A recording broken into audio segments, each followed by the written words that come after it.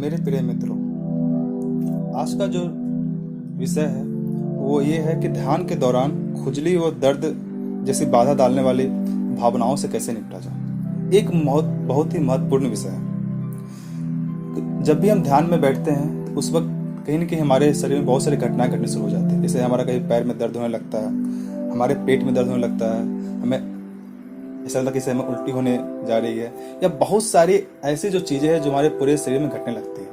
तो ये सभी जो भावनाएं हैं जब ये हमारे शरीर में होनी शुरू होने लगती है तो कहीं ना कहीं ये हमारे ध्यान में एक बहुत ही महत्वपूर्ण बाधा बनती है। तो अब सवाल ये है कि आखिर इससे निपटा कैसे जाए, आखिर ऐसा क्या किया जाए कि इन सभी बाधाओं से दूर हटके भी हम ध्यान में आसानी से प्रवेश कर सकें।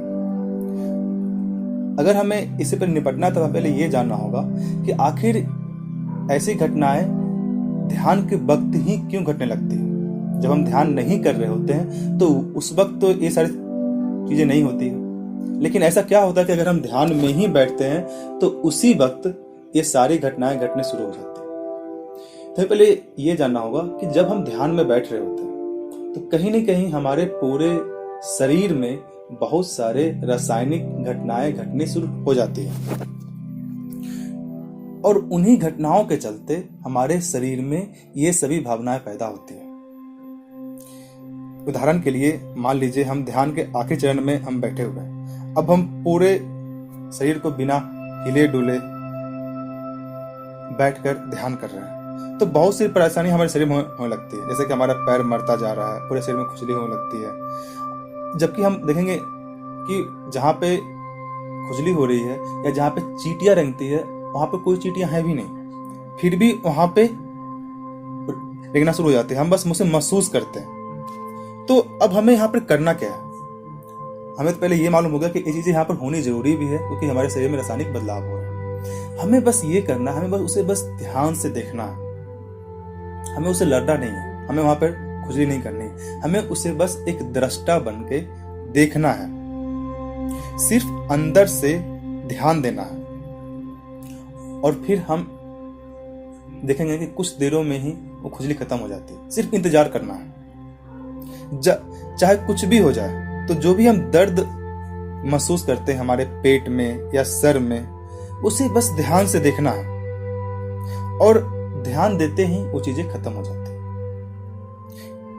जो भी हमारे शरीर में पहले से जो भी भावनाएं दमित कर हमें रखी होती है वो सारे के सारे हटनी शुरू होती है और हमारे पूरे शरीर में एक अव्यवस्था होनी शुरू होती है। ध्यान के वक्त पूरे शरीर में एक उथल पुथल मचने लगती है जिसकी वजह से ही ये सारी भावनाएं बाहर आने शुरू होती है। जब हम अपने लाइफ के सिंपल काम होते हैं, मान लीजिए हम अपना काम में व्यस्त होते हैं, तो उस वक्त ये भावनाएं नहीं होती क्योंकि उस वक्त हमारा शरीर शांत नहीं होता। पर जैसे ही हम शांत बैठते हैं तो कहीं ना कहीं शरीर से ये सारे भावनाएं आने शुरू हो जाती है क्योंकि हमारे पूरे शरीर में एक रासायनिक बदलाव हो रहा होता है और हम एक अव्यवस्था से गुजरते हैं जिसकी वजह से भी ये सारी भावनाएं आती हैं। लेकिन जल्द ही ये चीजें व्यवस्थित हो जाती है, बस कुछ समय के लिए अव्यवस्थित होती है। तो हमें करना क्या है?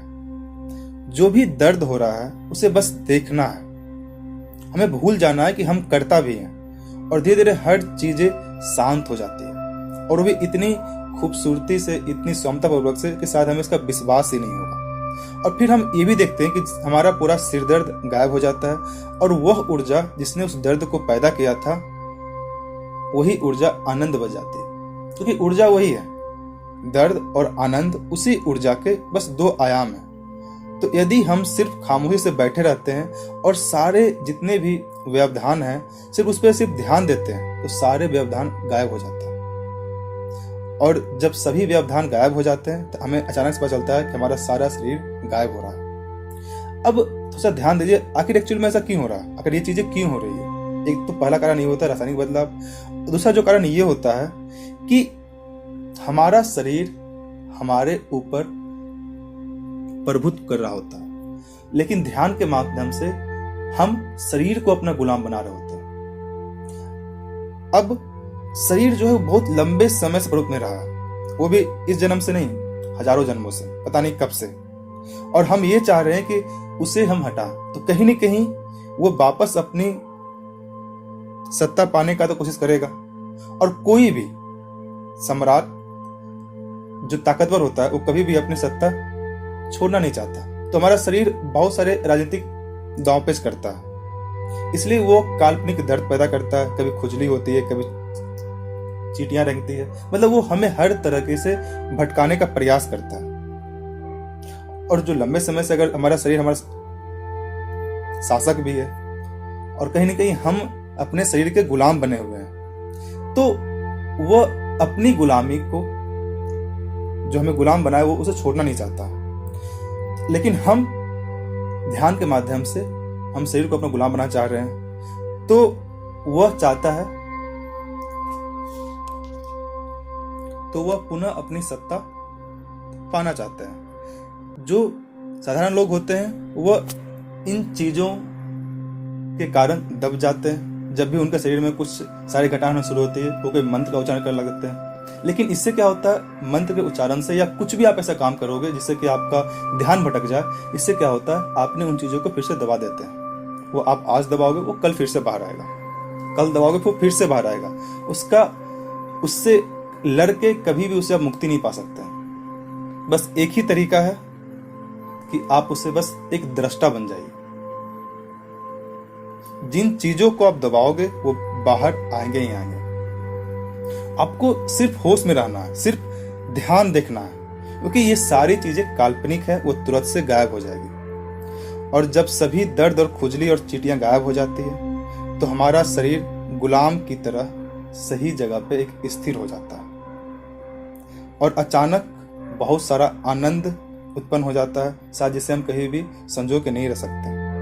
अचानक इतना उत्सव पैदा हो जाता है कि शायद हम उसे प्रकट भी नहीं कर सकते।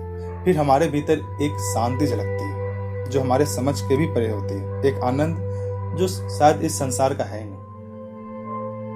तो हमें ये बात समझना होगा कि ये दर्द, ये व्यवधान, ये हमारे शरीर में ध्यान में जाने की एक प्रक्रिया है जिससे हमें गुजरना पड़ता है। एक अव्यवस्था है जिससे हमें जाना ही पड़ेगा अगर हमें अपने शरीर पे अपना प्रभुत्व हासिल करना है। तो बस हमें बस होश में रहना है, हमें बस उस पर ध्यान देना है, हमें कुछ उससे लड़ना नहीं है, हमें उसे बस देखना है। और देखते देखते वो सारा दर्द, वो सारे व्यवधान गायब हो जाते हैं।